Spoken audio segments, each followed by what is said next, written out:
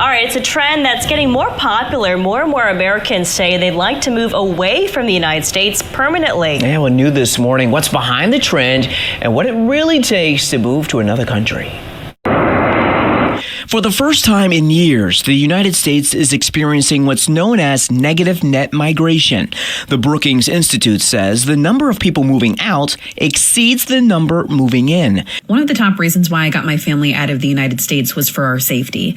I don't think I could have ever foreseen the events that are taking place in the United States right now, but what I did know 2 years ago is that I wanted to send my daughter to school safely with the peace of knowing that I would be able to pick her up at the end of the day. As for me and my house, we will now be on a steady rotation of great value pizzas, poop on a shingle, if you know, you know, and hamburger helper and a rotisserie chicken, a $5 rotisserie chicken, because ain't nobody trying to pay these prices out here no more. Okay? $33 a Dairy Queen? No, thank you. Cost me like $15 just to make hamburger helper now. A great value pizza, almost $10. Yeah. Okay. So if anybody's got any super cheap recipes, you know, like a bowl of cereal, and that's depending on what kind of cereal we get, because cereal is getting pretty pricey too. Yeah. So maybe, you know, slice of bread. I don't know. Yeah. We're done eating out. Don't ask us to eat out no more. And don't ask us to bring the pork chops or the steaks or whatever, because we're not. Reasons why I would never move back to the U.S. as an American living in Asia. First and most importantly, cost of living. You can get an apartment in a lot of these countries for $200 to $300 US per month. Food can cost as low as $1 to $3 US per meal. And we're not talking about a value menu cheeseburger. I'm talking about the whole 9 yards, the rice, the drink, the chicken, etc. Number two is the quality of food and the quality of life overall. My current studio apartment only costs $100 US per month. And this is 5 minutes walking distance from the beach. I drink fresh coconut water all the time. There are markets everywhere. There are fruit stalls everywhere. And it just tastes so much better. The ungodly high cost of living is causing Americans to throw in the towel and give up. This system isn't sustainable. It's literally meant to benefit the 1% and only the 1%. You can work hard all week and still not be provided with enough money to pay your rent, pay for groceries, pay for necessities, nothing. And then people still try to turn around and gaslight you into making it all out to be your fault. It's like, what's the deal here? We're all just expected to keep our mouth shut and just keep working and working and working until we develop health problems, until, you know, we have heart attacks, until we literally pass away, because that's kind of how it's starting to feel here. And it realistically isn't really a life that's worth living, even in the slightest. People are literally fed up. People are at their wits' end with this shit. People are checking out at unprecedented rates.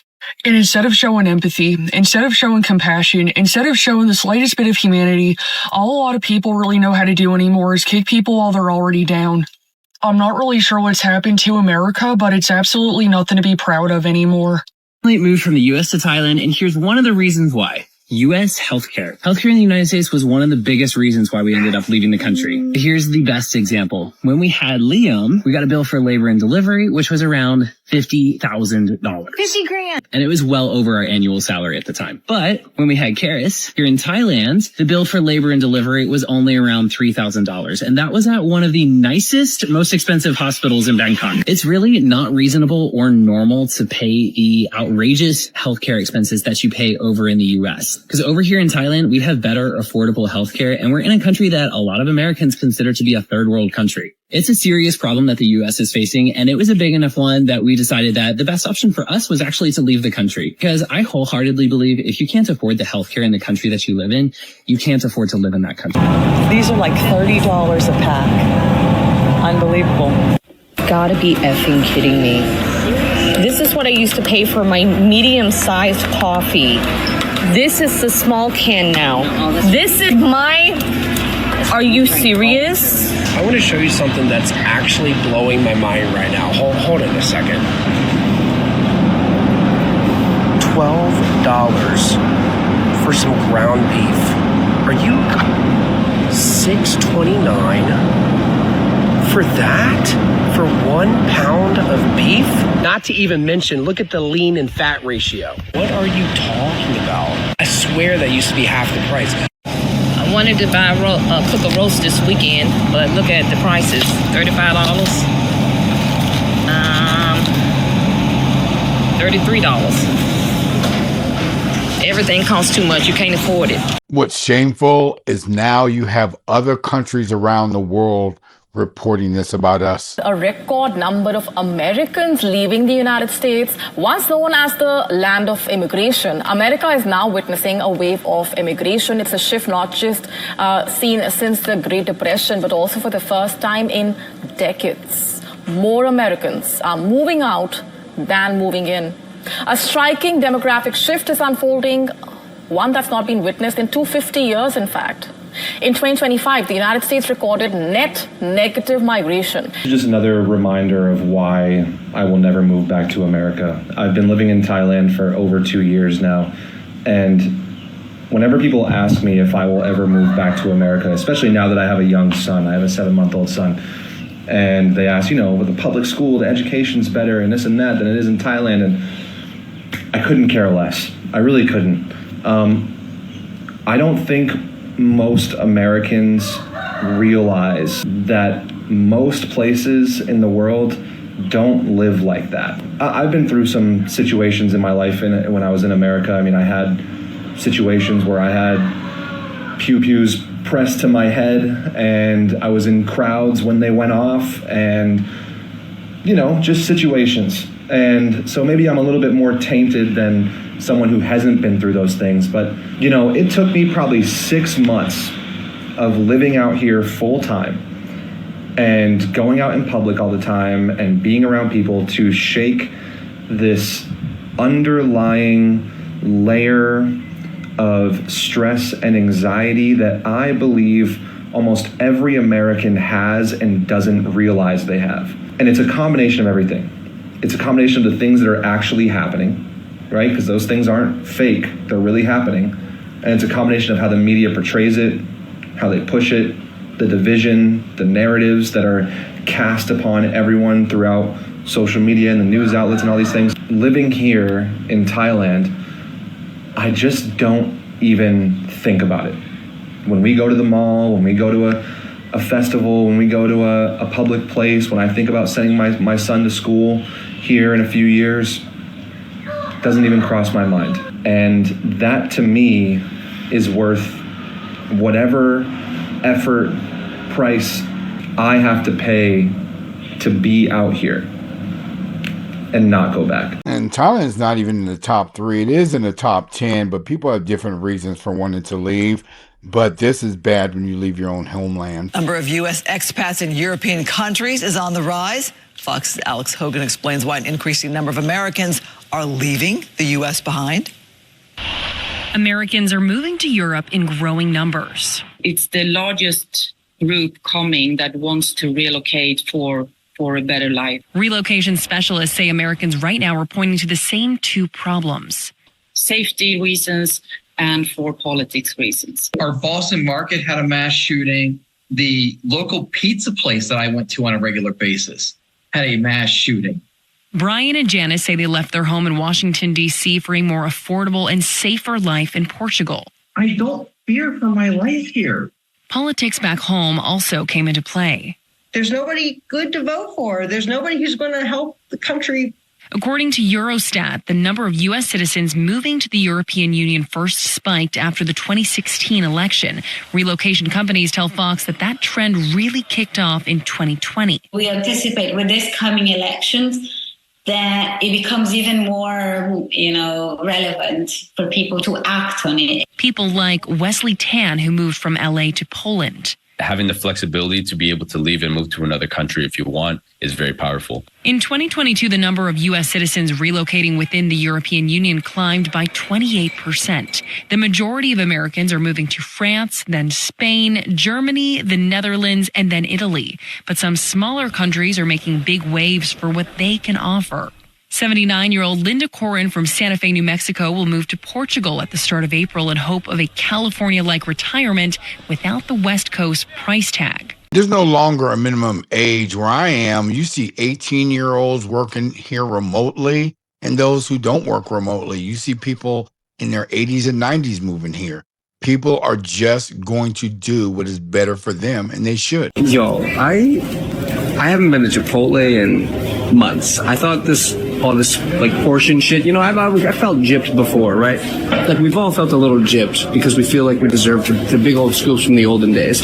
But what I'm about to show you, and like normally we had a new girl. She's clearly getting trained, and normally you get like extra when it's the new girl. They gave us the scraps of the rice between both of our bowls. Now, mind you, mine looks full because it's covered in lettuce, which they gave me the whole fucking head of lettuce. When I show you my fiance's fucking bowl, Chipotle, get fucked.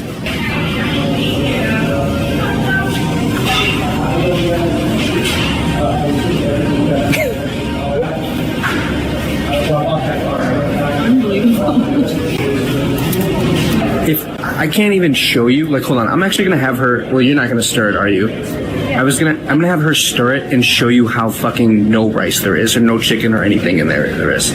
Also, this was what, $31? This was $31. Hold on.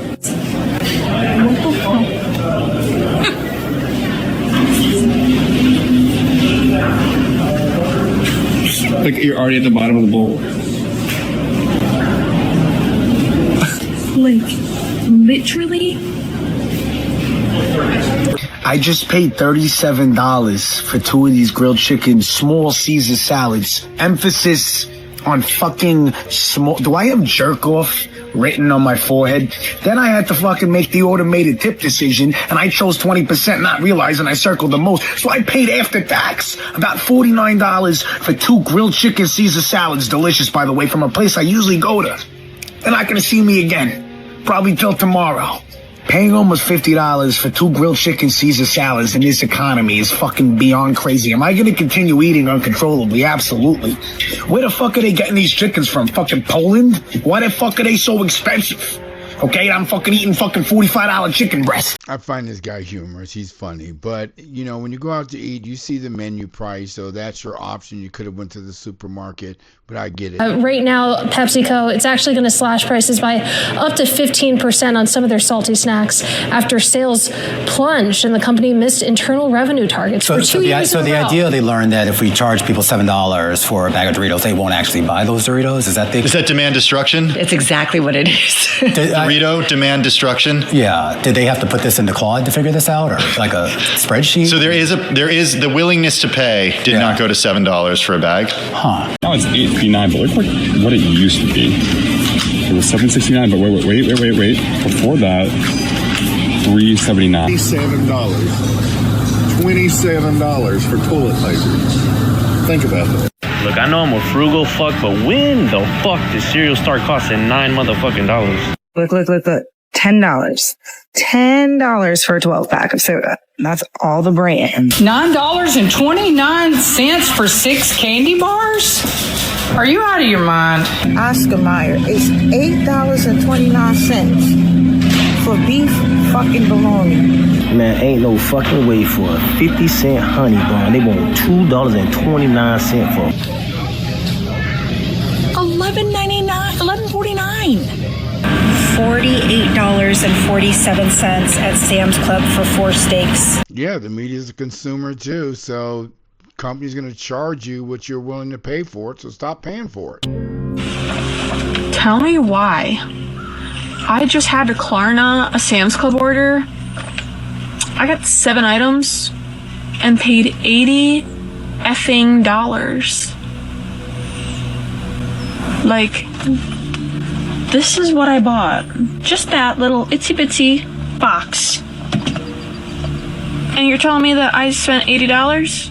Have you ever wondered what healthcare is really like in Thailand? I just had my first experience at Samadavesa Kumvit Hospital, the Women's Healthcare Center. My appointment was at 2:30. With Bangkok traffic, I ended up arriving 10 minutes late. I know, very American of me, but they still saw me. immediately. When I arrived, I went through registration and they gave me my own identification card, which makes everything a lot easier because the hospital is so huge. There's literally every clinic you could think of. The doctor spoke very good English. She went over my healthcare report from the US to determine how to help me. In total, I paid 4,594 baht, which is $144. That's without insurance. They ended up giving me this little goodie bag, which obviously holds my medication, but it also has my forms that I need to file reimbursement with my insurance. $144 to be seen by a doctor, actually go through all of my healthcare documents, give me her best judgment, and prescribe me the right medications. She gave me a cervical exam, 3 different medications, one of those including 3 months worth of birth control. And they gave me all of my documents for reimbursement without even asking. It was a 10 out of 10 experience. Healthcare for foreigners out here in Thailand is affordable and awesome. I see so many young ladies out here with roommates or single that are paying 12 months in advance for a condo out here because it's very economical. They want to live and not just survive in the States. Younger people are really getting it. Yo, America's such a scam, yo. It's just to keep us all poor. Dirt freaking poor, dude. I've been on this app making content, and the whole endeavor was to make an app, but I don't have the capital to, build an app to pay someone to build it, nor do I have the technical expertise, nor do I really necessarily want to spend my time doing that. Also don't have the time to do that because I just been stuck in the cycle of just getting by, which is like pathetic. And not on me, but on the system. Because no matter how hard I try, it doesn't seem like the needle is moving. Yet we're all expected to just be happy in the society, to be content and fulfilled and all yeah, go America. No, it's a crock of bullshit. Kevin Hassett, the director of the National Economic Council, thinks Americans have more money than ever. And so the consumer is really, really firing on all cylinders, just like the corporate sector you're seeing in the earnings reports. And they're doing that because they have so much more money in their pockets. In fact, I had the head of one of the big 5 banks in my office yesterday going through the credit card data. And just as Secretary Bessent said, credit card spending is through the roof. They're spending more on gasoline, but they're spending more on everything else too. If this doesn't illustrate just how out of touch leadership in this country is from the rest of us, those of us living on the ground, the middle and low income families, I don't know what does. I'm going to spell this out for you, Kevin. Okay? You're supposed to be the most in touch with the economics of this country. I'm going to spell this out for you. Credit cards getting used doesn't mean we have more money. It means we're using our credit cards because we don't have the money. Because I can tell you this, if I had the money, I wouldn't be using my credit card, would I? No, I wouldn't. His frustration is felt by many Americans because when it comes between U.S. citizens and the government, there is no reciprocity. There will be no help even when fuel prices lower.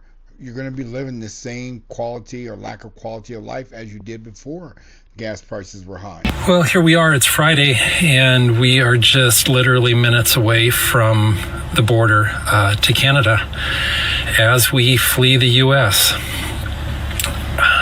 Who would have thought at age 60 that this would be our day and our plan and our actions? And I know fleeing sounds dramatic and like something from a movie, but it's really true. We just feel so scrutinized and so silenced and so being portrayed as enemies within and being portrayed as domestic terrorists because we're standing up for what we believe in this country and what we believe is being violated and is going into an authoritarian regime. I don't know if that's a great trade-off from the U.S. to Canada. I don't know enough about Canada aside from, cheaper healthcare, maybe, but I'm sure he's done all of his research. Guys, put down in the comments if you know enough about Canada to make a decision for there. Here at the Fresh Food Market in Chiang Mai to make some groceries. Let's make some groceries for the week. Mangoes are one of my favorite fruits here in Thailand. Sawadee ka. And let's see what my damage is. Okay, ha. So the total came out to be 112 baht. That's about $2. Samnaka. So I got 3 pineapples. Let's see what the total comes out to be. 15 baht. 3 pineapples. You can get literally all of these bell peppers for 90 baht. 90 baht is roughly about $3. So they have all of their fresh meats here. More, just about anything that you want. More ginger, cucumber. We can get like 4 watermelons for 100 baht. They came right out the farm and still have the dirt on. She's definitely doing it right by shopping in the open markets other than the supermarkets. And the open markets outweigh the supermarkets by far. Now let's take a look and see how much watermelon is in the U.S. supermarket. $7 for 10 slices of cheese? I know they lying. $13.99 for a goddamn watermelon. If my household is struggling to budget for groceries and then stay within that budget, and I'm telling you that I didn't go to the grocery store and buy a bunch of lobster tails and name brand foods and throw them in the cart. No, I very specifically said in that video that I had my bean burrito budget ready to go. I went to the grocery store expecting to only buy the most basic food I needed to get by for a week. And I still blew my grocery budget out. Like, I spent almost like twice as much as I expected to spend on groceries. Like, groceries are unsustainably priced.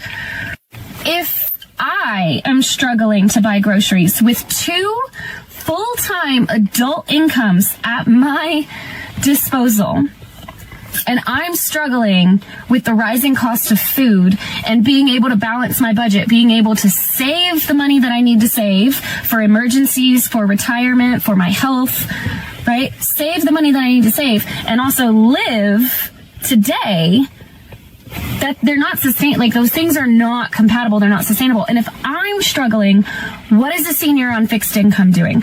What is a young person that's working a low wage job? What is a disabled person? What's a single parent doing? If 2 adult incomes are causing me to struggle and your advice is that I should go to a food pantry with 2 full adult incomes at my disposal, what about everybody else? Americans are so broke and they don't even realize it. I always get Americans tell me, oh, but people in Mexico only make $20 a day. You can get a full meal here for $2. The metro in Mexico City costs 5 pesos, which is like 25 cents. I can go to the market right now and buy 3 kilos of mangoes for like $2. Yeah, people make less money here, but the cost of living is also lower. Americans think that everywhere is like the US. Now, check this out. Let's say you live in the US and you make $3,500 a month after taxes. I'm being generous. Rent, $2,000. Car payment, $500. Car insurance, $200. Health insurance, $200. Phone bill, $100. Wi-Fi bill, $50. The economy is booming. That's what they keep telling us. Record stock market, low unemployment, steady growth, and yet 111 million Americans cannot afford to pay off their credit card balance this month. 40% of adults in this country are trapped in debt they cannot escape. The average interest rate is 23%. Some are paying up to 36%. That is freaking criminal.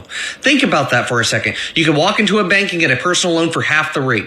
You could refinance, consolidate, cut your payment in half, but millions of people are not doing that because they cannot. They don't qualify. They don't have the options. The credit card is the last line of defense between them and the grocery bill. That is not consumer confidence. That is not a strong economy. That is survival.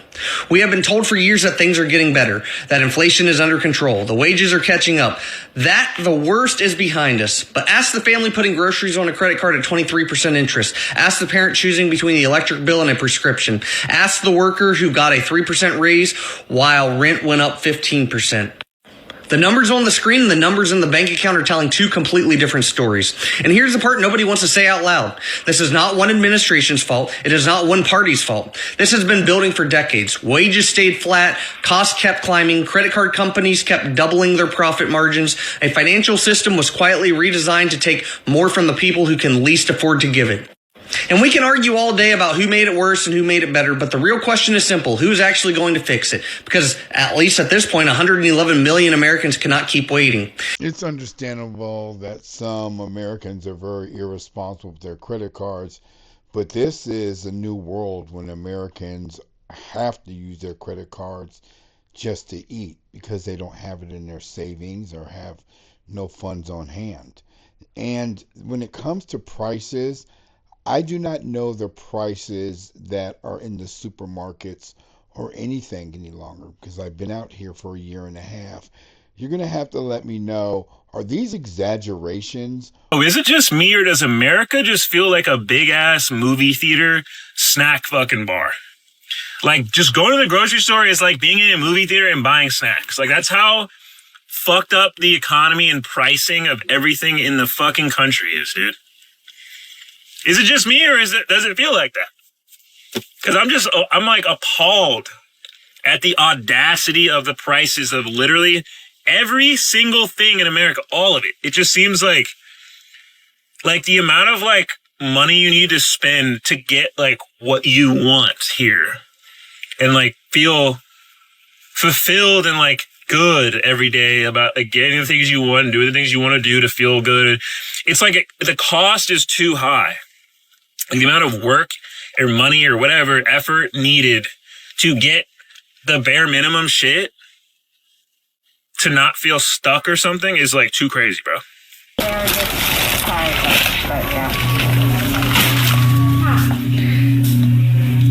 Oh my gosh, $21.99 a pound, $42.82 for those two ribeyes. This much of fucking toilet paper? $32.99. Am I? But I have a question. Since when is a Cheeto bag $7.29? I've never seen. This is crazy. American dollars.